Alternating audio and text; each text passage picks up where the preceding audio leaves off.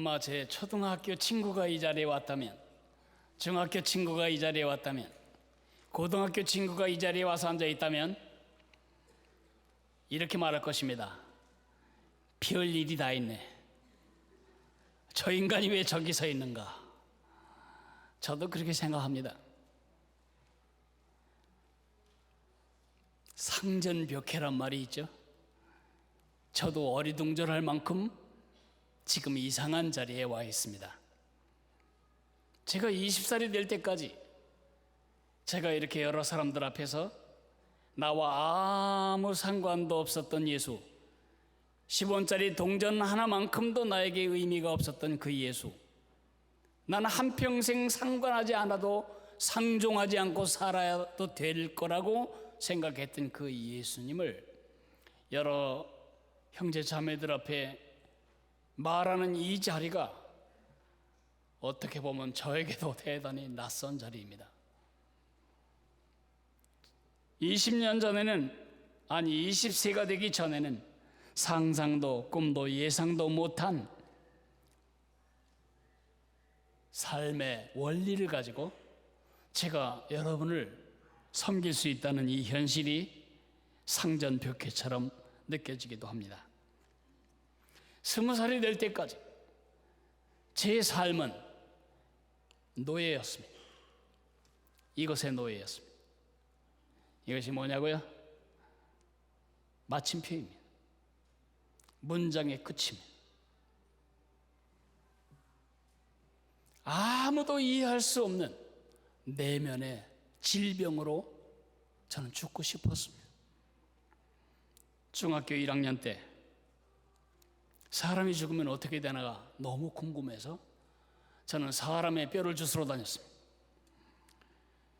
여름에 홍수가 나서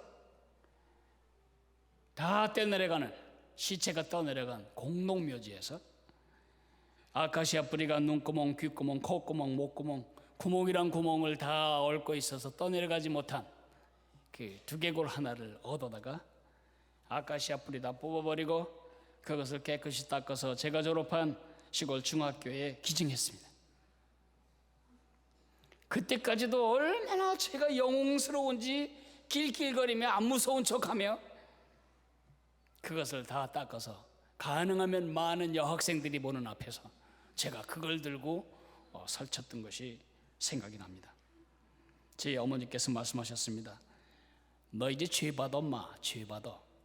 그래서 어머니, 이 해골바가지가 강으로 떠내려가서 피라미 미꾸라지 집 되는 게 좋겠어요? 아니면 앞길이 구말리 같은 아이들이 자기 머리통 조심하게 만드는 과학 교육 자료가 되는 게 좋겠어요?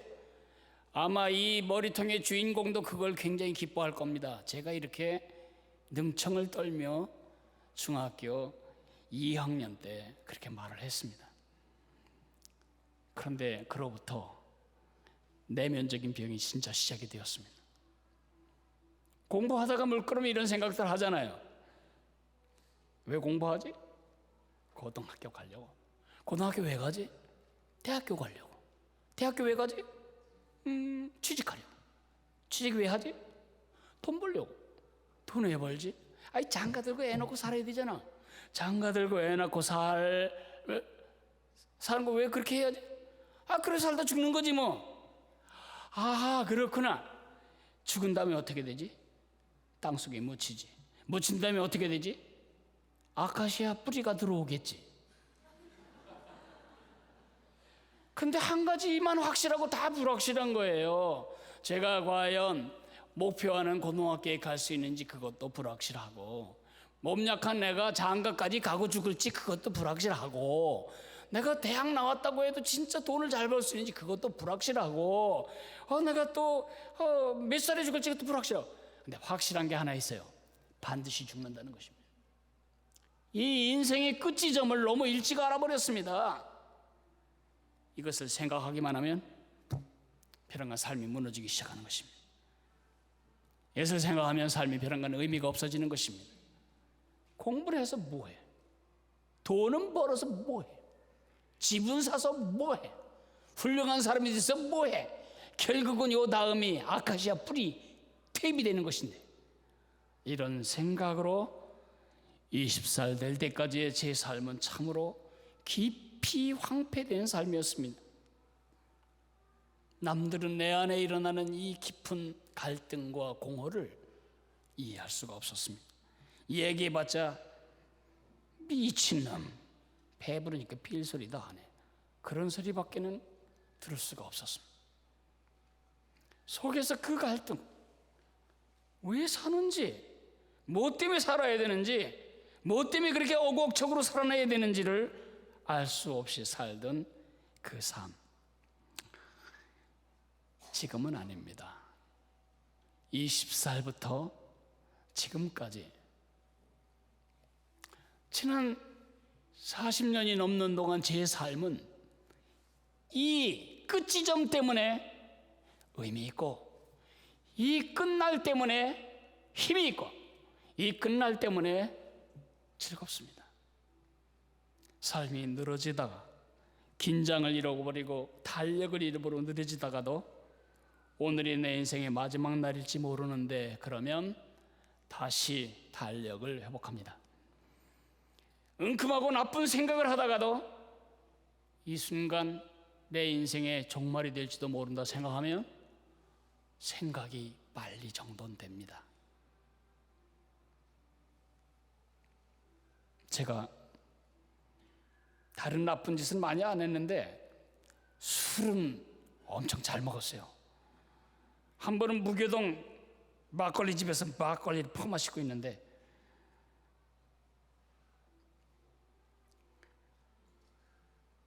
벼랑간 하늘을, 이 지붕을 쳐다보니까 나저막한 지붕인데, 그때는 교회는 다니고 있었어요. 믿음은 없었지만. 근데 만약에 빵빠라빵하고 예수님이 오시면 나는 틀림없이 저 지붕을 뚫고 저 위로 올라가야 되는데, 예수님이 제 얼굴을 보면서 네 얼굴이 이렇게 벌거냐? 나 만나기 싫으냐? 그럴까 봐도 겁나고, 두 번째, 네 입에서 썩은 냄새가 나는데 그거 뭐냐? 그거 다 설명해야 되잖아요. 그래서 내가 끊어버렸어요. 그날 이후로 성찬식 이외에 술 먹지 않습니다. 내 삶을 단순하게 만들고, 내 삶을 성결하게 만들고, 내 삶을 진지하게 만드는 가장 중요한 비밀, 끝날에 대한 의식입니다. 그것이 개인적인 종말이 되었던, 우주적인 종말이 되었던, 그것은 오늘 제 삶을 의미 있고 풍성하게 만드는 생각입니다. 혹시 이 자리에 와 계신 여러분, 여러분이 예수님을 안 믿든 관계없이 제가 여쭤보겠습니다. 뭐처럼 교회 왔더니 재수없게 끝 얘기냐? 재수없다고 느껴지시긴 않나요? 혹시 그런 생각 하기 싫다, 그렇게 살아오신 분은 안 계신가요? 이 죽음이나 재림이나 이 종말에 대해서, 끝날에 대해서 눈을 감고 싶지는 않으신가요? 인정하고 싶지는 않으신가요? 근데 여러분만 그런 건 아니에요. 세상 대부분의 사람들은 싫어해요. 그래서 부고를 읽는 사람은 누굴까요?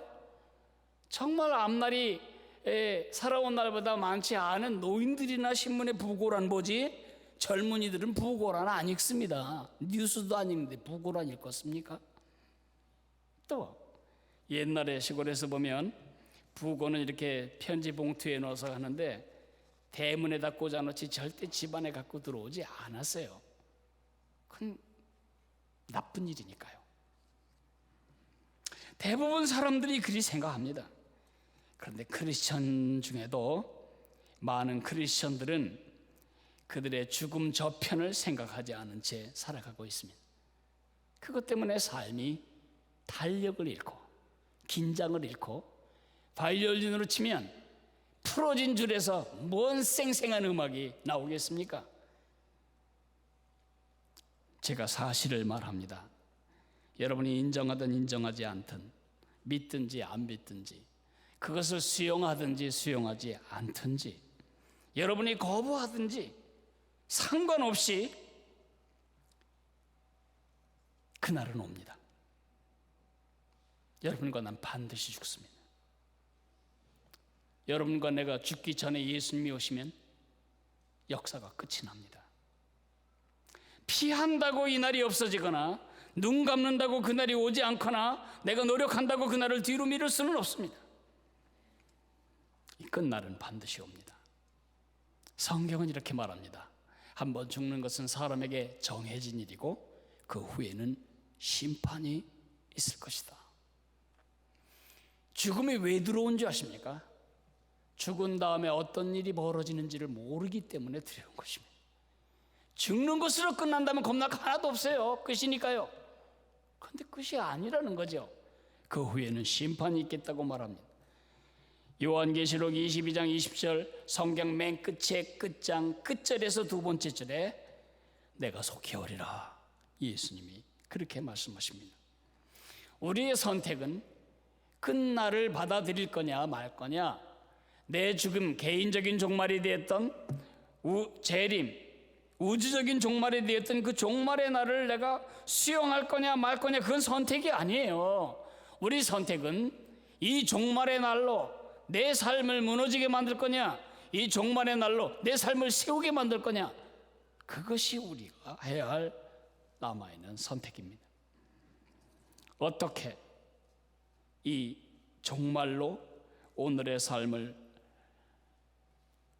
긴장을 가진 바이올린 줄처럼 탱탱하고 긴장감 있고 의미 있고 아름다운 그런 삶으로 세울 수 있을까? 그것이 오늘 여러분과 제가 생각해 보아야 할 주제입니다. 그 주제에 대해서 더 말을 진전시키기 전에 데살로니가 전서 성경을 한 군데 읽어보려고 합니다.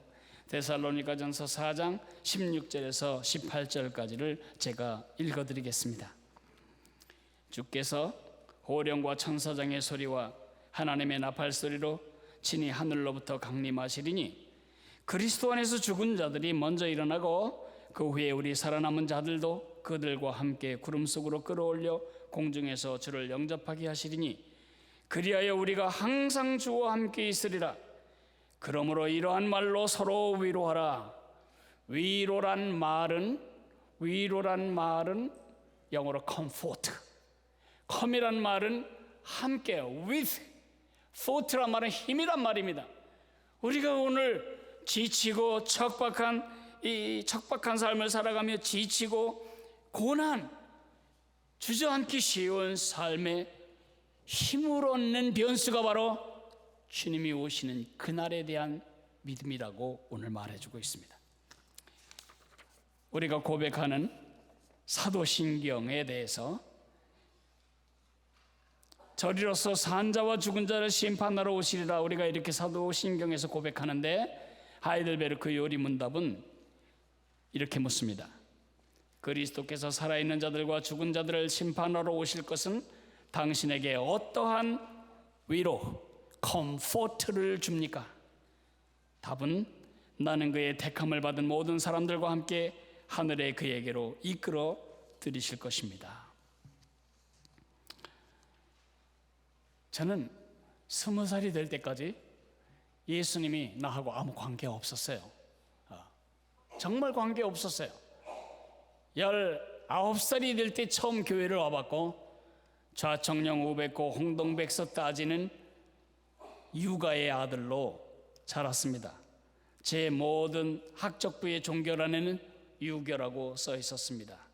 그때 예수는 저에게 아무 상관이 없었습니다. 제가 알고 있었던 예수는 인류의 스승입니다. 서로 사랑하라고 가르쳐 주었던 성현일 뿐입니다.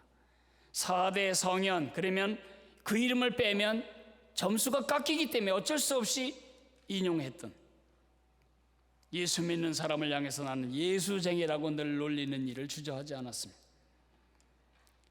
그런데 그 예수님을 내가 여러분에게 지금 이렇게 소개합니다. 그분은 그렇게 시시한 분이 아니라고. 위인전에 세트에 한 권의 자리를 채워야 할 만큼의 그런 위인이 아니라고. 사기꾼이거나 미친 사람이거나 진짜 하나님의 아들이거나 셋 중에 하나뿐입니다. 성현이라고 대충 치부하고 도망 다녔던 제가 많이 부끄러웠습니다. 성경이 말하는 예수는 누군가? 그는 여러분과 내가 지금 숨쉬고 사는 이 세계의 창조주이십니다. 그분이 온 우주 만물을 만드셨을 때에 그 온 우주 만물의 영광스러움과 아름다움을 제가 그때 있지 않았기 때문에 잘 몰라요.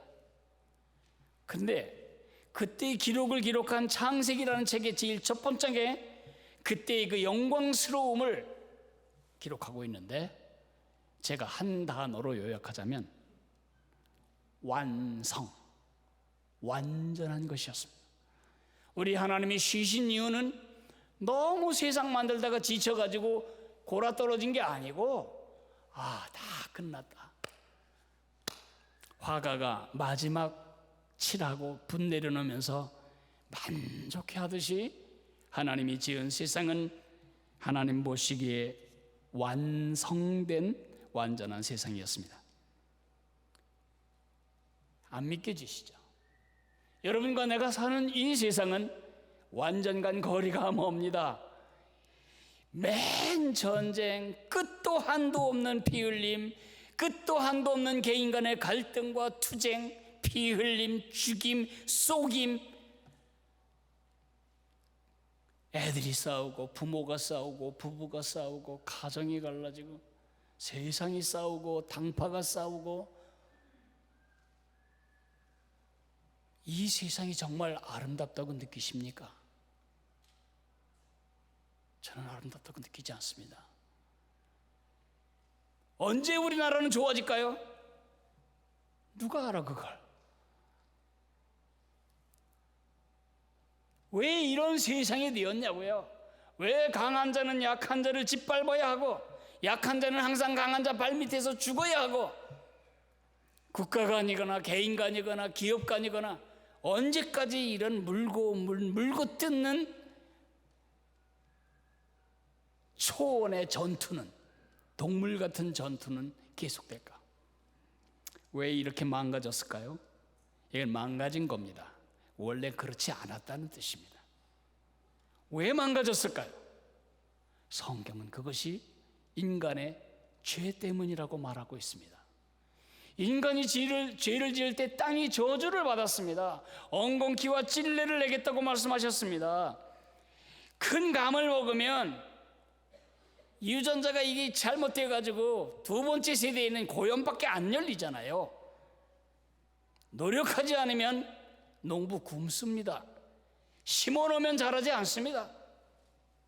끊임없이 퇴비 주고 땅을 걸게 하고 보살펴야만 합니다. 다 망가졌습니다. 자연도 망가지고 사회도 망가지고 인간도 망가지고, 그것은 우리 인간이 세상을 지으신 하나님을 버리고 등짐으로써 철회된 일입니다. 그런데 이야기는 그렇게 슬프게 끝나지 않습니다. 제가 기쁜 소식을 말하겠습니다. 세상을 만드신 그 완성시키신 하나님이 죄로 말미암아 망가진 세상을 구원하기 위하여, 특별히 그 세상을 망가뜨린 주범인 인간 마음을 고치기 위하여 이 땅에 오십니다. 사람의 몸을 입고 이 땅에 오십니다. 그래서 우리는 그날을 성탄절이라고 부릅니다. 생일이라고 안 부르고 성탄절, 성자를 왜 붙이죠? 그분이 하나님이시기 때문에 그렇습니다. 그 예수님이 이 땅에 오셔서 사람이 되신 이유는 여러분과 내가 지불해야 할 죄의 대가를 자기 목숨으로 지불하시기 위해서입니다. 예수는 죽기 위해서 이 땅에 오신 겁니다.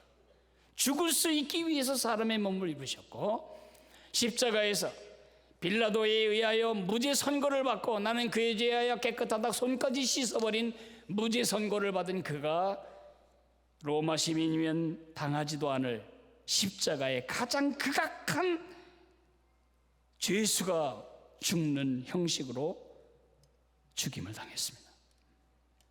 왜 그랬을까요? 우리의 죄값을 대신 치르기 위한 방식이었습니다. 그 예수님이 다시 살아나시고 그 예수님이 하늘에 오르시고 10일 만에 성령으로 오순절에 다시 오셨기 때문에 시공간의 제약을 받지 않는 우리의 구세주로 오실 수 있었습니다. 제 마음을 두드리셨고, 공장한 형제의 마음을 두드리셨고, 여러분의 마음을 두드리셨고, 마음이 열리게 믿음을 주셨고, 그 예수님 모셔드리게 하셨고, 그래서 우리가 사람들이 알지 못하는 그 하나님을 나의 아버지라고 부르게 된 것입니다. 한 가지가 남아 있습니다. 예수님에 대한 모든 약속과 계획은 다 이루어진 딱 하나 남아 있습니다. 그가 다시 오신다. 그 말은 성경에 1518번이나 나온다고 합니다. 신약 성경에 300번이나 나옵니다. 그것은 모든 귀절의 비율로 보면 13마디마다 한마디씩 내가 온다, 내가 온다, 내가 곧 가리라. 예수님이 다시 오신다는 말씀입니다. 왜 예수님이 이렇게 내가 다시 온다는 말을 13마디마다 한마디씩 할 정도로 자주 반복하셨을까요?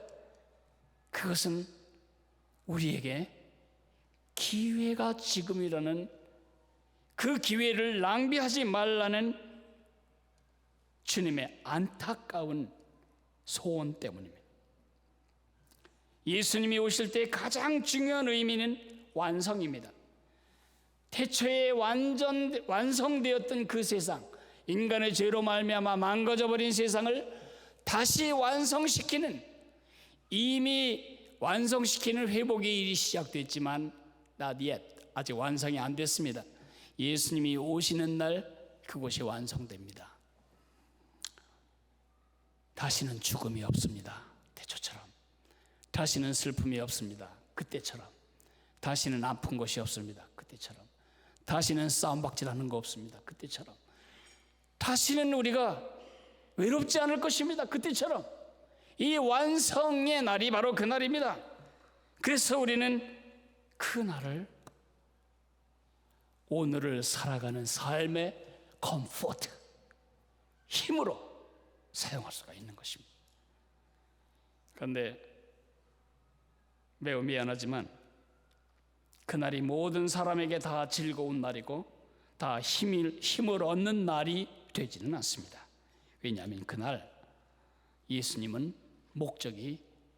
오시는 목적이 있기 때문입니다. 그 목적은 뭐냐? 심판입니다. 저리로서 산 자와 죽은 자를 심판하러 오시리라. 여러분, 벼랑간 기분이 나빠지시죠? 심판이란 단어가 너무 좋아서 손주 이름을 심판이라고 지을 할아버지 계시겠습니까? 재판이란 말이 너무 취미가 땡겨서 딸 이름을 김재판 그렇게 하실 분이 계시겠습니까? 학교 다닐 때 시험 때문에 난 산다 그러면서 시험을 즐겼던 불량 학생이 이 자리에 계십니까? 평가라는 말이 너무 좋아서 나는 내 호를 평가 양승은 그렇게 해야 되겠다, 그런 사람이 있습니까? 평가 받는 거, 재판 받는 거, 심판 받는 거, 시험 받는 거, 언제라도 유쾌한 일이 아닙니다. 언제라도 이건 부담스러운 부분입니다. 우리 이렇게 하면 어떨까요? 이 땅에서 재판 싹 없애버리고, 심판 싹 없애버리고, 시험 싹 없애버리고, 평가 다 없애버립시다.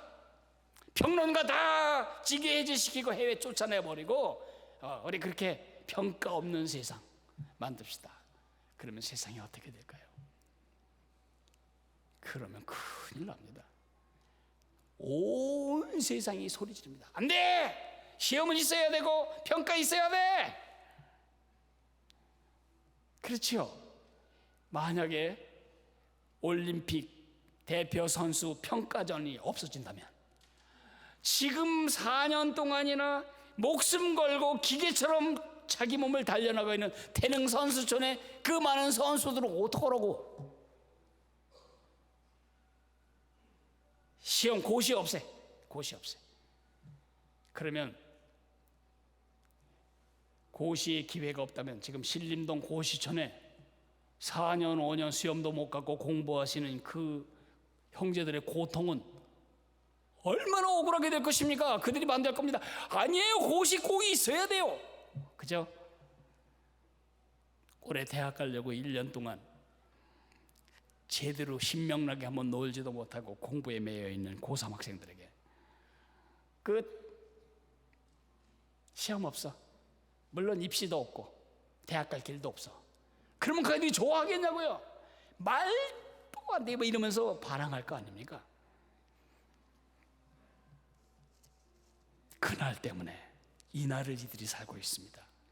그날 대비해서 오늘을 그들은 낭비 없이 살아가고 있습니다. 이것을 좀 큰 시각으로 볼까요?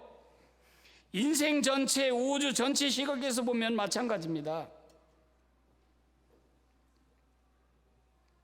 그날 두 개의 재판이 있을 것에 대해서 성경은 말하고 있습니다. 두 개의 심판정이 벌어집니다. 하나는 대상이 끝까지 예수님의 자비와 긍휼, 그들을 구원하기 위해 이 땅에 오신 그 예수님의 복음과 예수님의 존재를 무시하고 삭제하고 거부한 이 사람들이 대상입니다. 이것은 영혼을 어디서 보낼 건가를 결정받는 그러한 심판입니다. 어린 양의 생명책에 그 이름이 기록되지 아니한 자는 전부 불못에 던지우리라 이렇게 말하고 있습니다. 지옥의 형벌이 있는 것입니다. 예수님은 그날에 구원자가 아니고 심판자로 오십니다. 그날 예수님이 구원자로 받아들인 사람, 하나님의 자녀의 이름이 생명책에 기록된 사람들은 그 심판을 받지 아니합니다. 예수님이 말씀하셨습니다. 내 말을 듣고 나 보내신 이를 믿는 자는 영생을 얻었고 심판에 이르지 아니하나니. 예수 그리스도를 나의 구세주와 주님으로 받아들인 사람은 하나님의 아들이 되고 딸이 됩니다. 그 사람의 이름이 적힌 가정 명부가 바로 어린 양의 생명책이라는 것입니다. 저는 지금 여러분에게 지옥이 있다는 것을 막 강조함으로써 여러분을 겁먹게 만들고 두렵게 만들고 여러분을 좌절시키기 위해서 이 말을 하는 것이 아닙니다. 그 반대입니다. 그 지옥에서, 피할 수 없는 지옥에서 나오는 길을 알려드리고 싶어서 이 말을 하는 것입니다. 1518번에 내가 다시 오리라 왜 그렇게 자주 말하면서도 안 와요? 지난 2000년 동안 예수님이 온 세상을 다스리시면서도 지금도 기다리시고 계신 이유는 바로 당신 때문입니다. 그날 심판자로 만나지 않기 위해서 오늘 해야 할 선택은 하나밖에 없습니다. 구원자로 만나야 합니다. 그날 예수님을 심판자가 아닌 구원자로 만날지 어떻게 하냐고? 그거는 여러분의 대답에 달려 있습니다. 그분이 지금 당신의 구세주이십니까? Yes. 그렇다면 여러분은 그 심판에 이르지 아니합니다. 그러나 No. 그러면 그 심판의 대상자입니다. 어떡하라고? 간단합니다. 그 예수님을 나의 구세주와 주님으로 모시고 원래 하나님이 만드신 그 삶으로 회복해가는 것입니다. 하나님의 자녀가 되는 것입니다. 그것을 우리가 구원이라고 말합니다. 두 번째 심판 자리는 그리스도의 심판대로서 대상이 오직 구원받은 하나님의 자녀들입니다. 이것은 천국 보낼까 지옥 보낼까 그런 심판대가 아니고 그것은 어떤 영혼을 보낼 거냐에 대한 심판입니다. 죄의 심판을 면한 것으로 끝난 것이 아닙니다. 어느 날 우리 삶이, 그날 우리 삶이 다 공개됩니다.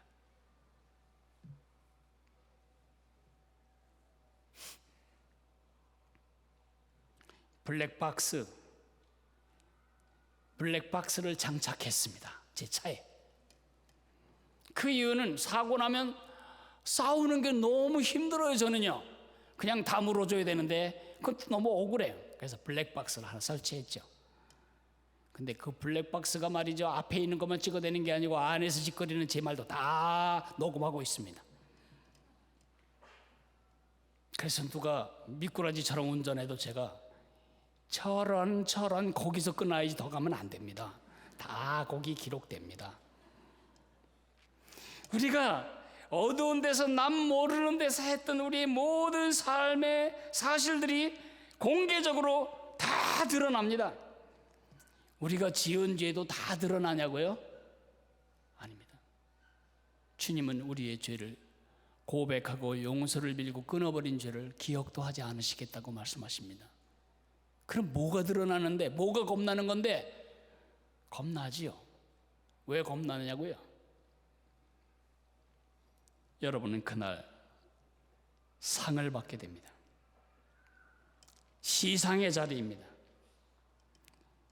여러분, 초등학교 때 상을 받는데 선생님이 상처받을까 봐 웬만한 거는 다 건수를 걸어서 상을 주죠. 근면상도 있고, 줄 게 없으면 뭐라 그러냐, 미소상도, 미소상, 미소가 예쁘다고. 그런데 다 연필 한 개씩이라도 가지고 상 받았다고 좋아하고 있는데 나는 아무것도 없어. 선생님이 아무리 생각해도, 백방으로 생각해도 상 줄 일이 없어. 그래서 혼자 있다면 그건 정말 지옥에 버금가는 수치입니다. 천국은 다 똑같지 않습니다. 세상이 똑같지 않은 것 같습니다. 공부를 열심히 한 사람과 공부를 탱탱 놓은 사람이 시험 점수가 같다면 이 세상이 망가지겠죠. 천국의 질이 다릅니다. 비유하건대 어떤 사람은 면류관을 쓰고 많은 사람에게 어이구 저 인간 껄렁껄렁해서 영 뭐 아닌가 싶더니 굉장하네, 우리 모르는 삶을 살았네, 그런 사람이 있을 수 있는가 하면 저 사람 목사했었는데 근데 팬티바람으로 속옷바람으로 돌아다녀야 돼, 상이 없어서. 그게 얼마나 부끄러운 일이겠냐고요.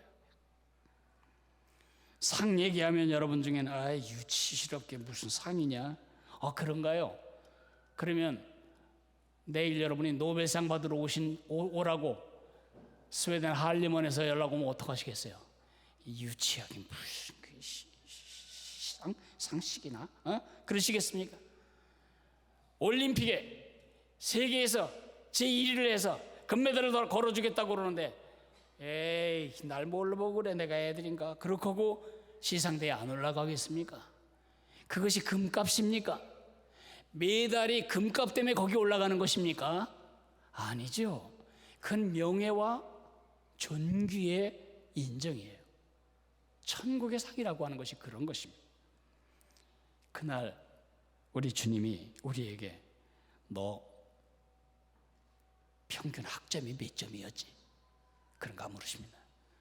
너 키가 몇이나 됐었냐? 그런가 물으십니다. 너 어디까지 해봤냐? 회장해봤냐? 그런가 물으십니다. 주님이 우리에게 물으실 것은 그런 외적인 거 아닙니다. 너 몇 평짜리에 살다 왔냐? 그거 더더구나 아닙니다. 뭘 물으실까요? 우리를 세상에서 불러서 다시 세상에 보내신 그의 미션을 어떻게 수행하는가를 우리는 보고하고 그분께 보고를 드려야 되고 그분은 그걸 물으실 겁니다. 너는 내가 준 생명의 기회, 내가 준 믿음, 내가 준 교회 공동체, 내가 너에게 준 건강, 내가 내게 주었던 물질, 내가 내게 준 그 많은 공부, 학식, 네 지위, 네 포지션, 그걸 가지고 네가 심긴 작은 세상 속에 얼마나 세상과 나를 연결하는 다리로서의 역할을 감당했냐, 그 미션 어떻게 했냐, 그거 물으십니다. 대사가 외국에 파송되었다가 돌아올 때 대통령이 그래 몇 칸짜리 집에 사셨어? 그래 애는 어디까지 거기서 공부시키셨어? 거기서 저축은 얼마나 그래 많이 하셨어? 그런 거 물으시겠습니까? 대사가 거기 있는 목적은 그게 아닙니다. 그건 다 비본질입니다. 본질이 뭐예요? 본국 정부와 그 나라 사이를 연결하는 일을 했었어야죠. 그걸 못하면 어떻게 되죠? 소환되죠. 그러면 모든 이제 대사들이 모였는데 어떤 사람은 저 후진국에서 미국 같은 선진국으로 영전이 되는데 이 사람은 선진국에서 우리가 알지도 못하는 이상한 나라로 영사로 쫓겨난다면 그거는 죽음보다 더 심각한 망신입니다. 그 상급이 우리를 기다리고 있기 때문에 오늘 우리는 함부로 살 수가 없는 것입니다. 이제 말씀을 맺겠습니다. 예수님이 다시 오시는 날 우주는 끝이 납니다. 역사는 끝이 납니다. 그러면 왜 지금 그날이 오지 않고 있는가? 두 개의 기회를 위해서입니다. 아직 하나님을 모르는 사람이 하나님을 알 수 있는 기회, 믿을 수 있는 기회, 또 미션을 성취하도록 우리에게 주신 기회, 이 마지막이 얼마나 중요한지 제가 바느질로 설명을 하고 끝내겠습니다. 제가 어렸을 때 우리 집엔 딸이 없어가지고, 딸이 적어가지고 제가 바느질을 많이 했어요. 그래서 형님들, 아우들 단추 떨어지면 제가 다 달아주는데, 제일 처음 배운 레슨이 뭐냐면 바늘에다가 실 꿰는 걸 하죠. 제일 중요한 건 맨 끝에 두 줄을 잡아서 손으로 비빈 다음에 약간 고리를 줘서 잡아다녀서 매듭을 져야 하는 것입니다. 매듭 없이 바느질하면 어떤 일이 벌어질까요? 몇 담이 됐든 상관없이 다 풀립니다. 앞으로 가는 것만큼 뒤는 풀릴 것입니다. 이것이 헛된 삶입니다. 여러분이 정말 헛되지 않은 삶, 의미 있는 삶, 보람 있는 삶, 가치 있는 삶, 탱탱한 긴장을 유지하는 쌩쌩한 삶을 살고 싶다면 날마다 오늘이 내 인생의 끝날일지도 모른다. 오늘이 우주의 종말일지도 모른다. 늘 이러한 긴박감, 긴장감에 비달해서 살아야 합니다. 그럴 때 여러분을 불행케 할 어떤 세력도 없을 멋있는 삶을 구축하게 되실 것입니다. 이제 오늘 새로 오신 분들과 그를 인도하신 분들을 위해서 제가 안내 말씀을 잠깐 드리겠습니다. 이제 제 말이 끝나면 우리 교회에 나가수다 나가도 되는데 그런 거 안 하려고 찬양하는 형제 있습니다. 우리 신동필 형제께서 찬양을 들려주실 겁니다. 이 찬양이 들려질 동안 이 패켓 안에는 빨간 봉투가 있고 여기 볼펜이 하나 있습니다. 이걸 보면 이 안에 이런 말들이 써 있습니다. 이 사랑의 초청, 하나님 아버지께서는 당신을 사랑하시며 당신을 향한 놀라운 계획을 가지고 계시기에 당신이 예수님을 믿음으로 영원한 생명을 소유하고 풍성한 삶을 누리기를 바라십니다. 이 사랑의 초대에 마음을 열고 믿음으로 반응하지 않으시겠습니까? 할 때 1번, 나는 예수님을 나의 구원자로 믿고 영접함으로 주님의 사랑을 받아들이겠습니다. 그럼 거기 표시. 나는 당장 예수님을 영접하진 못하지만 예수님에 대한 믿음과 신앙에 대해 긍정적으로 생각합니다. 그러면 거기 표시. 아직 잘 모르겠어요. 어떨떨합니다. 도움이 될 만한 자료를 보내주시면 진지하게 생각하겠습니다. 그러면 표시. 그래서 여러분의 이름과 인도자의 이름을 주시면 저희들이 여러분의 결정을 존중해서 여러분들이 계속해서 예수님을 잘 알아갈 수 있도록 돕는 일을 할 수가 있겠습니다. 지금 이것을 꺼내서 기록하시는 시간을 찬양 시간과 함께 갖도록 하겠습니다. 이것이 끝나면 제가 기도하고 예배를 마치도록 하겠습니다.